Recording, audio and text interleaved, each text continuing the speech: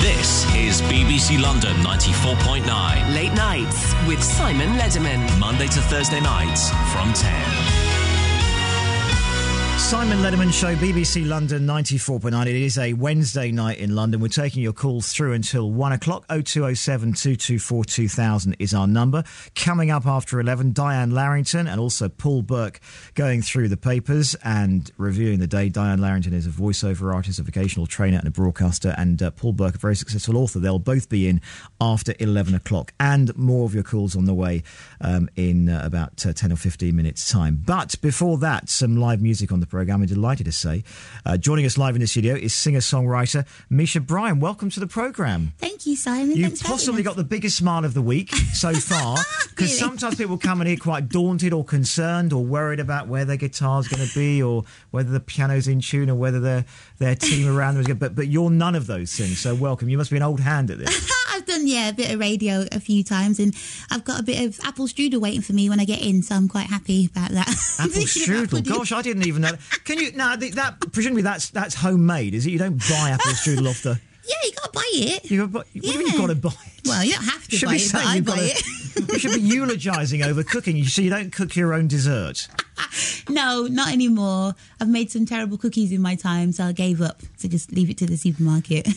You have played on a programme of a colleague of mine, Adrian Goldberg, in the Midlands, a programme that every so often I cover. But you're now, because you're from Wolverhampton, a place I know relatively well, but not as well as I know London, which is where you are now based. How was that move? Because most people up probably that far away believe that London, this is everyone I ever spoke to in the West Midlands, London is a great place to visit, but not a place I'd like to be in. Of course, they're wrong. Yeah. You know that. But how was that move? It was quite scary at first because I came down to study.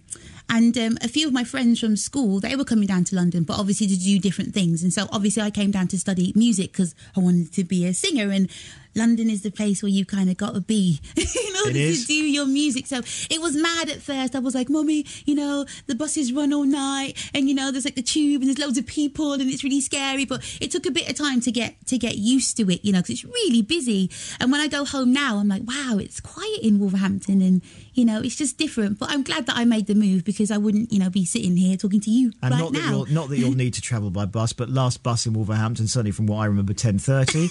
And that's it. That's your lot. That's not it. Even till the end of the pub drinking up time. You have... I love having people in I'm jealous of, and I'm jealous of you for about 5 reasons. They all have names. Brian Ferry, Beverly Knight, Russell Watson, Donovan Heaven 17, and I suppose alongside Brian Ferry, Roxy Music. You've recorded with a lot of those people and toured with some. Yeah, it's been a bit mad, really. It's been fun and...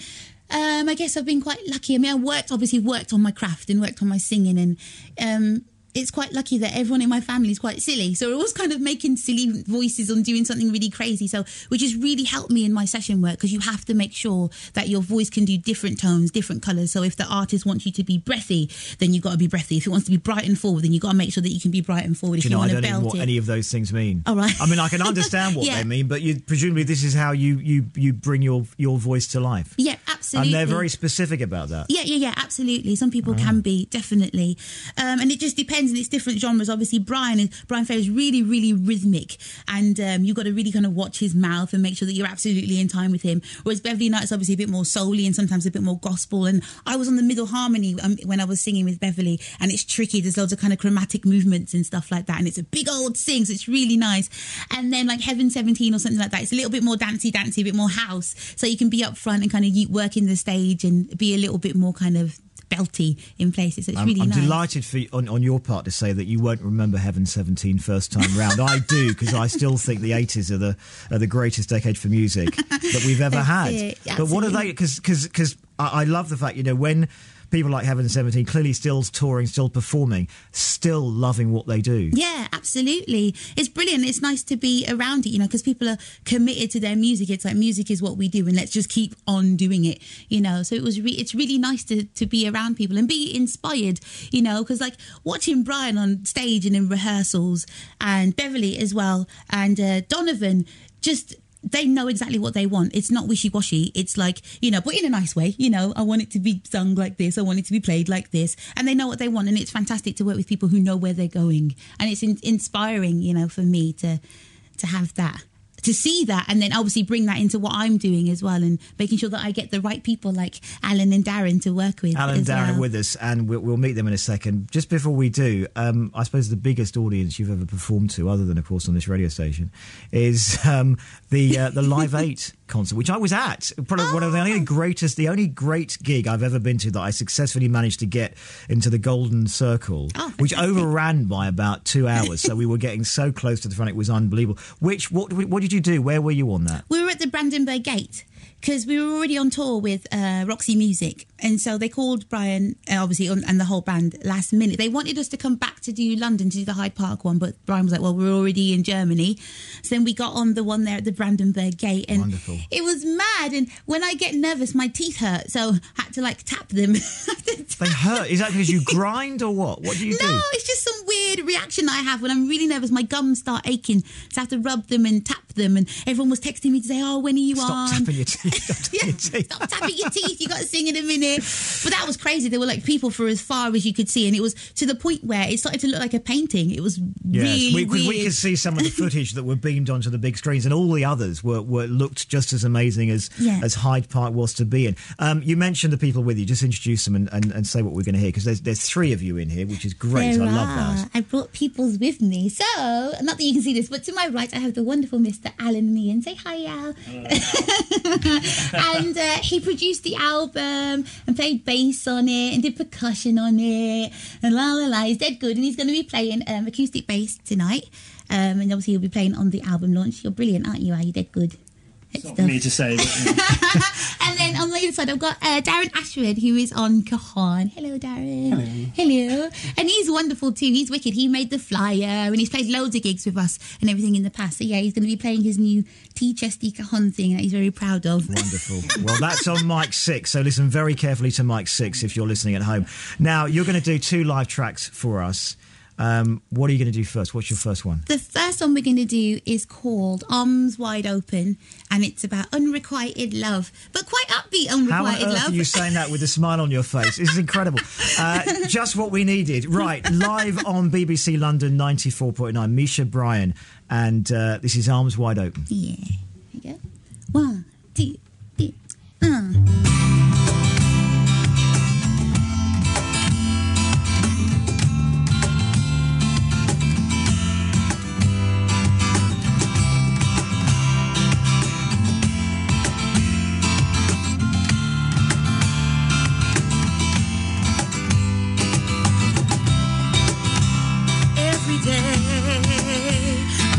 For you,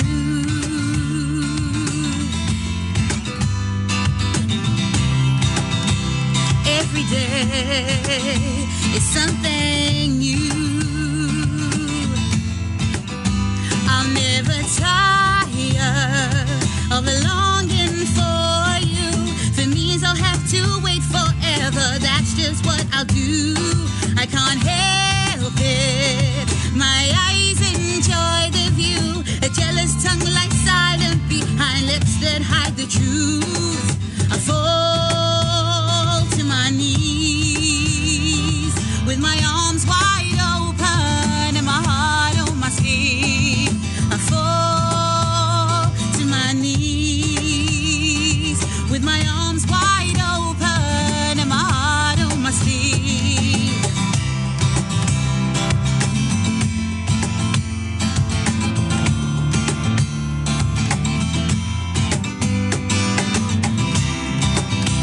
Try in vain, there's just no use.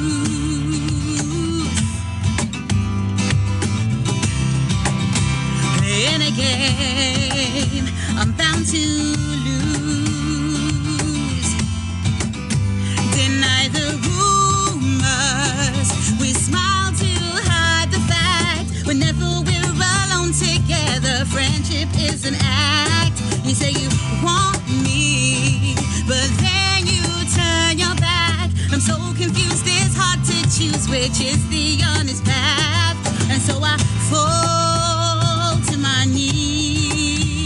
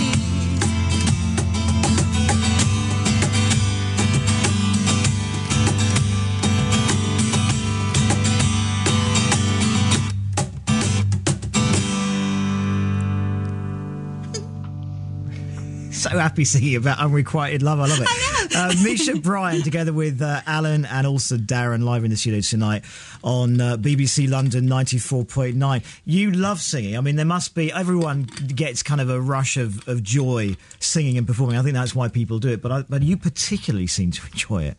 I do. It kind of makes me happy. I'm quite glad that I'm a singer. And that what leaves my mouth sounds quite nice. That's incredibly lucky. Yeah, it is, because I guess, I've worked on it and everything, but I've kind of always been, good at singing. That sounds really big-headed. But yeah, it's pretty natural. It kind of always just came out. I've always been quite loud too, so that's never been a bit of a problem. Now, your debut album is out this Sunday. It is. You got the album launch. Yeah. How exciting. It's really exciting. How long till you get to this point? As in to have the album ready for launch? Do you know what? Just the preparation of the album itself. It's been actually quite a few years. How long has it been out? It's been ages, yeah. He was in short trousers, he's saying. But it's a weird one, because of going on tour with loads of different people, I always took my guitar on the road with whoever I was singing with, but there was one period where I think I was away with Bryan for like 10 months or something. And so I only wrote like 2 songs in a year, and it was a bit mad, really. So I deliberately sat down and said, right, we're going to write more tunes. Like Maybe Today was written, the actual song itself was written years and years and years ago, like 2005, when I was a fetus. Yeah, it was ages ago. It was really a long time ago. And then other tunes were finished in maybe 2011, something like that. So it's been a long journey, but it's a journey you've enjoyed. Did somebody teach you how to write songs, or is this just from you? Can you be taught? I've read a couple of books. Al bought me a book on how to write the songs. But sometimes it just kind of comes from you. Like initially, I'd find a couple of chords, like literally put my 3 fingers down, then take 1 finger off. Hey, we got chords, And so it kind of has to come from you. And the first few songs were just awful. Just really bad. There's a famous story from, I think it was a Paul McCartney story, that when he was writing, he woke up. I think this is right. Somebody will tell me if I'm wrong. I don't know why I dare start talking about a story about something I don't know. He woke up singing, humming the tune for Yesterday. Oh. And he assumed it must have existed somewhere else, that it wasn't his own. And then he realised maybe it wasn't. And he thought about it and he went, no, this is my song. Do you worry? Do you think, have I heard that? Or is this my own God-given tune that just suddenly arrived in my head? Yeah, I don't worry about it, really. Good. No, not at all. I'm sure one of these guys would have putted it out ages ago. But the amazing thing is, he was thinking that in the late 50s, early 60s. Yeah. We've had 50 years of music since then. We've got 8 notes, that's it. And somehow they've still not been repeated. That's it. It's a weird one. Obviously, there's influences, There's so many people that you listen to. Like one of the songs called Anyway, which is like number 2 on the album. I always kind of do a little reggae bop to it whenever I'm playing it, even though it sounds nothing like reggae. But the reggae feel is kind of in me in that sense. And I love Sting and Joni Mitchell and I love a boy band as well. I'm always listening to NSYNC, having a little bop while I'm doing the washing up. I love NSYNC. You can get on The Simpsons. They were on The Simpsons. You'll have to be next. We demand you get on there. Right, you're going to do one last song, but just a reminder that the current single is out now. It's called Arms Open Wide. It's a track... Now, is it Arms Open Wide or Arms Wide Open? Arms Wide Open. Right, because it's written in 2 ways here. Arms Wide Open, it's out now. It's taken from the debut album Maybe Today, which is out on digital release, but it's going to be launched with a special London gig this Sunday on New Oxford Street, 101. Yeah, 101. So, which is on the corner. It is. Literally, you come out of Tottenham Court Road Tube. I'm Such a Geek, take exit 4, and it's literally on seconds on your right-hand side. Yeah, and we'll be selling albums there. I've got physical copies as well. So, and it's free entry and everything. And you can find out more information on my website at mishabrian.com. Or you can follow on Twitter at Misha Brian. Right, what is the last number you're going to do for us? The next one is called Come Back to Me.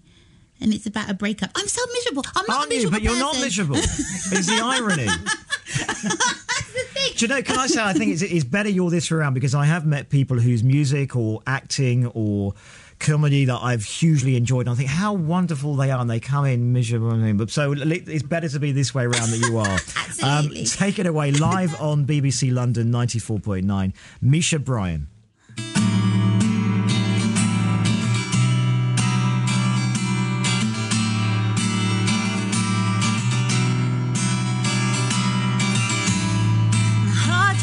To beat as I watch you walking through that door. I stare down at your feet.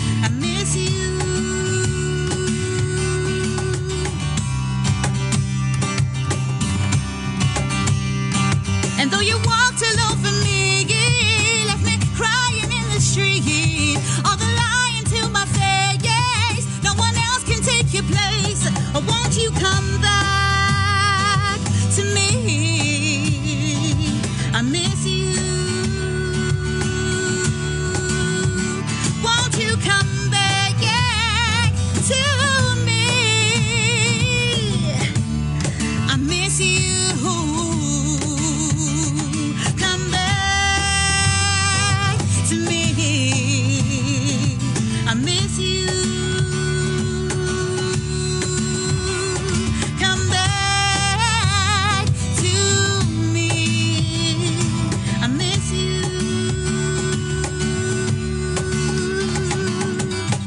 Ha ha ha ha ha ha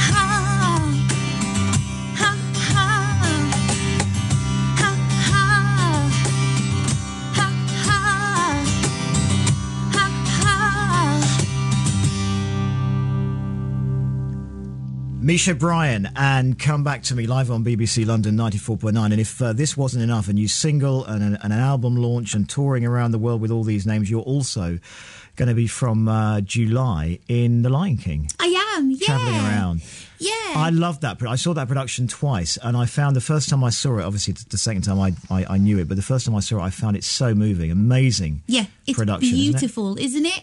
It's absolutely gorgeous. All the colours and everything, and the music is just fantastic. I can't wait to start. I'll be playing Shenzi, the naughty hyena. Of course. What else? What else? Yeah. It's great. Thank you so much for coming in. Thanks for having us. And as you heard, you can find out more on the website www.mishabrian.com or follow on Twitter at Misha Brian. And on Sunday the 16th, so this coming Sunday at 101 New Oxford Street, 7 p.m. is the date and time of the album launch. Thanks for coming in. Thanks to everybody live on BBC London 94.9. It's great to see you.